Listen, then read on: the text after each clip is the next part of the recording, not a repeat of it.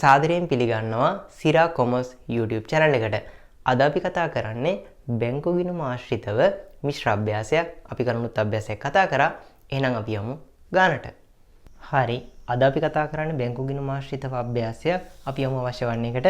මෙතන ඉල්ලනවා අදාළ ලෙජර් ගිණුම් ශේෂ කිරීම අවශ්‍ය නොවේ. හරිනේ. මම ඒකින්ද ගිණුම් ටික සෙට් කරගත්තා. බැංකු ගිණුම සෙට් කරගත්ත උඩින්ම එක වට්ටම් තීරු එක සෙට් කරේ. හරිනේ. එහෙනම් අනිත් ගිණුම් ටික සෙට් කරගෙන තියෙන්නේ. අපි එහෙනම් ගණිතවලට බහිමු.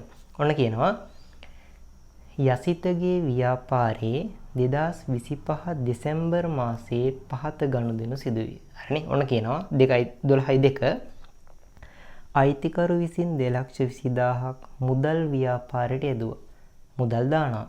මුදල් හර ප්‍රාග්ධනයේ බැර. මුදල් හර ප්‍රාග්ධනයේ බැර. එහෙනම් අපි දාගමු. මුදල් හර කරමු 2,20,000ක් 2,20,000ක් මුදල් හර ප්‍රාග්ධනයේ බැර. මෙතන ලියනවා මුදල් ගිණුම. මෙතන ප්‍රාග්ධන ගිණුම.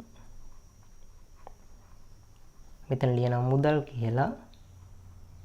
මෙතන ලියනවා ප්‍රාග්ධනය කියලා. හරිනේ. මෙතන එන දිනෙත් දාගමු අපි. දිනේ 12/2. 12/2. 12 වෙනි මාසේ 2. හරි. ඊළඟ අඳුනට යන්න.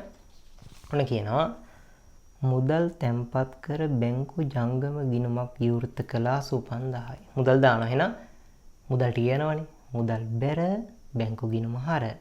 මුදල් බැර බැංකු ගිණුම හර 85,000යි. එහෙනම් අපි දාගමු. මුදල් බැර 85,000යි. බැංකු ගිණුම හර කරන්න. එහෙනම් බැංකු ගිණුමක් ගහගන්න. බැංකු ගිණුම හර වෙනවා 85,000ක්. මෙතන ලියනවා මුදල් කියලා. මෙතන ලියනවා බැංකු කියලා. දිනෙත් දාගමු අපි. දිනේ සෙට් වෙන්නේ 12/4. එහෙනම් 12 වෙනි මාසේ 4. මෙතනත් එනවා 12 වෙනි මාසේ 4. අවුල නැහැනේ. හරි. එහෙනම් යම් ඊළඟට. මුදල් ගෙවා පරිගණකයක් ගත්ත 48,000යි. කම්පියුටරයක් ගන්නවා. එහෙනම් මුදල් ගෙවා. එහෙනම් මුදල් ගෙවන්නේ. මුදල් බැර පරිගණක හර. මුදල් බැර පරිගණක හර. එහෙනම් 48,000. අපි දාගමු. මුදල් බැර කරනවා 48,000ක්. පරිගණක හර කරනවා 48,000ක්. පරිගණක. මෙතන ලියනවා මුදල් කියලා. මෙතන ලියනවා පරිගණක කියලා. හරි. මෙතන අපි දිනේ දාගමු 12/5. හරිනේ. 12 වෙනි මාසේ 5 වෙනිදා. 12 වෙනි මාසේ 5 වෙනිදා. අවුල නැහැනේ. හරි. ඔන්න කියනවා ඊට පස්සේ චෙක් පතකින් ප්‍රචාරණ වියදම් ගෙවුවා 13,000යි. චෙක් පතකින් ගෙවන්නේ. චෙක් පතකින් ප්‍රචාරණ වියදම් ගෙවුවා 13,000යි. චෙක් පතෙන් ගෙවද්දි බැංකු බැර ප්‍රචාරණ වියදම් හර. බැංකු බැර ප්‍රචාරණ වියදම් හර 13,000ක්. එහෙනම් දාගමු. බැංකු බැර කරනවා 13,000ක්. ප්‍රචාරණ වියදම් හර කරනවා 13,000ක්. ප්‍රචාරණ වියදම්.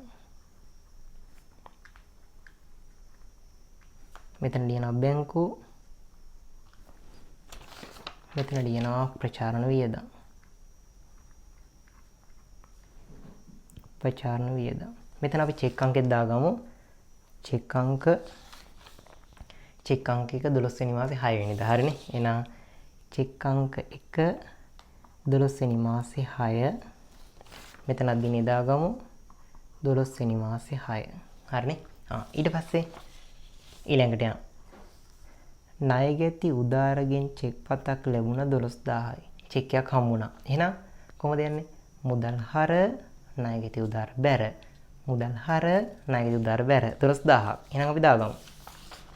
මුදල් හර කරනවා 12,000ක්. ණයගැති උදාර බැර වෙන්න ඕන ගිණුමක් ගහගමු.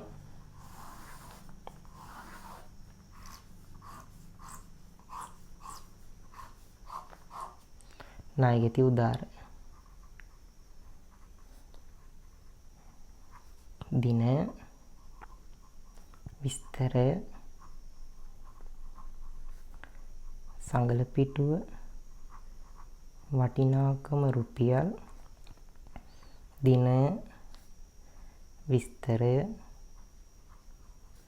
සංගල පිටුව වටිනාකම රුපියල් අවුලක් නැහැ නේ. එහෙනම් කොහොමද දෙන්නේ? මුදල් හර ණයගැති උදාර බැර. මෙතන මුදල් කියලා ලියනවා. මෙතන දාගන්න ණයගැති උදාර. ණයගැති උදාර. චෙක් එකේ අංක දාගමු අපි. චෙක් පතක් ලැබුණ චෙක් අංකේ 10. හරිනේ. චෙක් අංකේ 10. ඊට පස්සේ දිනේ දාගමු අපි 12/11. 12 වෙනි මාස 11. 12 වෙනි මාස 11. හරි. ඊළඟට යන්න. බැංකුවේ මුදල් තැන්පත් කළා 10. මුදල් දානවා. එහෙනම් මුදල් බැර බැංකු ගිණුම හර.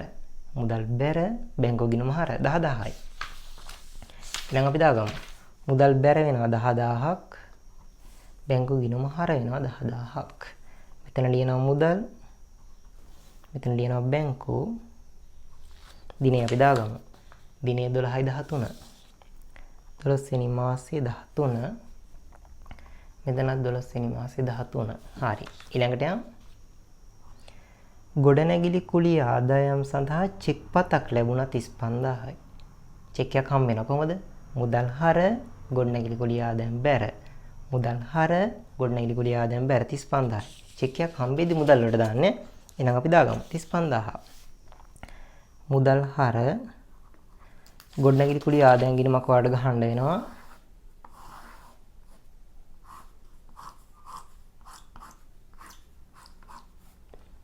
ගොඩනැගිලි කුලිය ආදායම්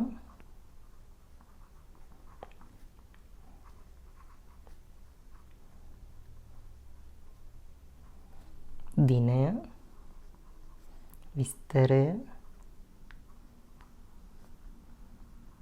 සංගල පිටුව වටිනාකම රුපියල් දිනය විස්තරය සංගල පිටුව වටිනාකම රුපියල්. හරිනේ. කොහොමද දෙන්නේ? මුදල් හර වෙනවා 35000ක්.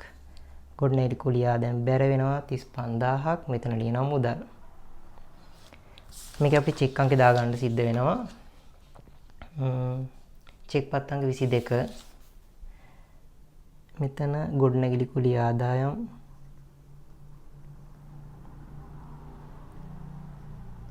චෙක් අංක 22. හරිනේ. දිනේ 12/18. හරිනේ 12/18.